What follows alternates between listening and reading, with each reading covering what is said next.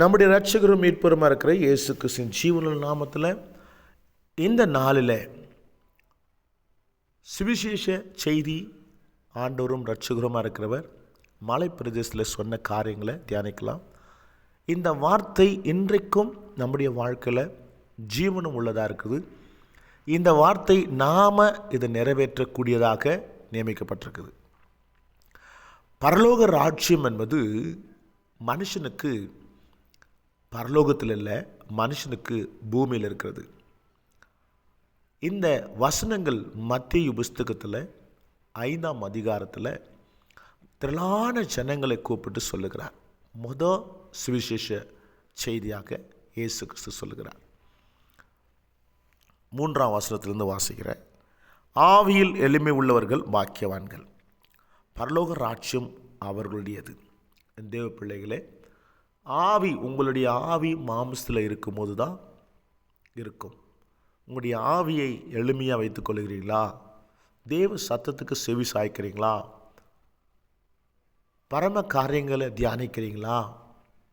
உலக மாம்சீக காரியங்களை தகர்த்துட்டு பரம காரியங்களை நம்ம தியானிக்கும்போது பரலோக ராஜ்யமே உங்களுக்குரியதென்று, நமக்குரியதென்று கர்த்தர் சொல்லுகிறார். துயரப்படுகிறவர்கள் பாக்கியவான்கள், அவர்கள் ஆறுதல் அடைவார்கள். உங்களுடைய வாழ்க்கையில் அநேக துன்பங்களும் துயரங்களும் கண்ணீரும் போராட்டங்களும் இருந்தால் ஒரு நாள் நீங்கள் பாக்கியசாலியாக மாறுவீங்க. சாந்த குணமுள்ளவர்கள் பாக்கியவான்கள், அவர்கள் பூமியை சுதந்திரித்து கொள்வார்கள். உங்களுடைய ஆயுசு நாட்களையும் வருஷங்களையும் கூட்டுக்கிறது கொண்டான இந்த பூமியை சுதந்திரித்து கொள்ளுகிறதுக்கான நம்முடைய குணத்தை சாந்தமாக வைத்துக்கொள்ளும் என்று சொல்லுகிறார். நீதியின் மேல் பசி தாகம் உள்ளவர்கள் பாக்கியவான்கள், அவர்கள் திருப்தி அடைவார்கள். நமக்கு பசி தாகம் இருக்கிறது, ஆனால் கர்த்தருடைய வார்த்தையின் மேலேயும் நீதியின் மேலேயும் நீதியை நிறைவேற்றது மேலேயும் உண்மையாக நடந்து கொள்ளுகிறதுலையும் நாம் பசி தாகத்தோடு இருந்தோம் சொன்னாக்கா சொல்லுகிறார், திருப்தி ஆவீர்கள் என்று சொல்லுகிறார். இரக்கமுள்ளவர்கள் பாக்கியவான்கள், அவர்கள் இரக்கம் பெறுவார்கள். யாருக்காவது நீங்கள் ஏதாயிலும் இரக்கம் செய்தீர்களானால் இந்த பூமியில் நமக்கு ஒரு நாள் இல்லை ஒரு நாள் எப்படியாவது இரக்கம் செய்கிற தேவன், அவர் இரக்கம் செய்கிறவராக இருக்கார். இருதயத்தில் சுத்தமுள்ளவர்கள் பாக்கியவான்கள், அவர்கள் தேவனை தரிசிப்பார்கள். உங்களுடைய இருதயம் சுத்தமாக இருந்தால் முகமுகமாக நாம் அவரை தரிசிக்க முடியும். பூமியிலேயே மாம்சமான வாழ்க்கையிலேயே தேவனை தரிசிக்க முடியும் என்பதை இந்த சுவிசேஷ செய்தியில் சொல்லியிருக்கார். சமாதானம் பண்ணுகிறவர்கள் பாக்கியவான்கள், அவர்கள் தேவனுடைய புத்திரர் எண்ணப்படுவார்கள். குடும்பத்திலேயோ வெளியிலேயோ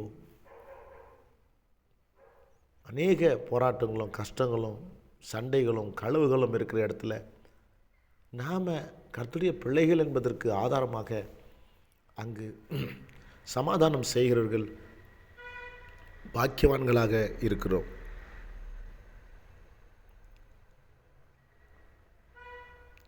நீதி நிமித்தம் துன்பப்படுகிறவர்கள் பாக்கியவான்கள், பரலோக ராஜ்யம் அவர்களுடையது. நன்மை செய்ய போய் அநேக துன்பங்கள் வரலாம், போராட்டங்கள் வரலாம்.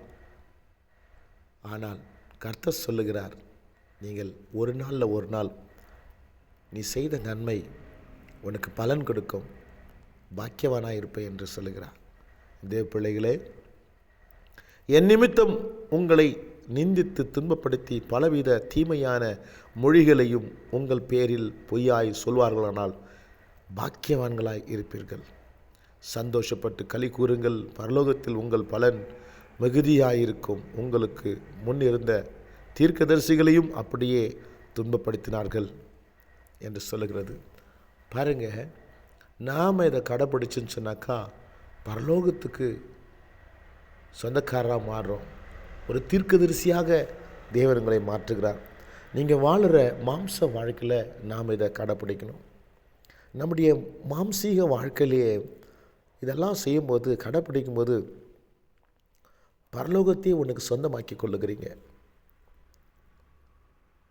சந்தோஷப்பட்டு களி கூறுங்கள், பரலோகத்தில் உங்கள் பலன் மிகுதியாயிருக்கும். உங்களுக்கு முன்னிருந்த தீர்க்கதரிசிகளையும் அப்படியே துன்பப்படுத்தினார்கள். உங்களை ஒரு தீர்க்கதரிசியாக பார்க்குறார். இப்படியாக ஒரு நீதி தேவன். இந்த செய்தி இன்றைக்கு இனிவர சந்ததிகளுக்கும் இதை நிறைவேற்றுறதுக்காக கொடுக்கப்பட்டிருக்குது. ஏதோ வாசித்தோம், கதை புக்கு இல்லை, ஒரு கதை மாதிரி கேட்டுக்கிட்டோன்னு இல்லை. நம்முடைய வாழ்க்கையில் இதை அப்ளை பண்ணணும், நம்முடைய வாழ்க்கையில் அதை கடைப்பிடிக்கணும், நாம் வாழ்க்கையில் அதை செயல்படுத்தணும். அப்போது பரலோகத்தையே இந்த பூமியில் உங்களுக்கு சொந்தமாக இழுத்துக்கொள்ளுகிறீங்க.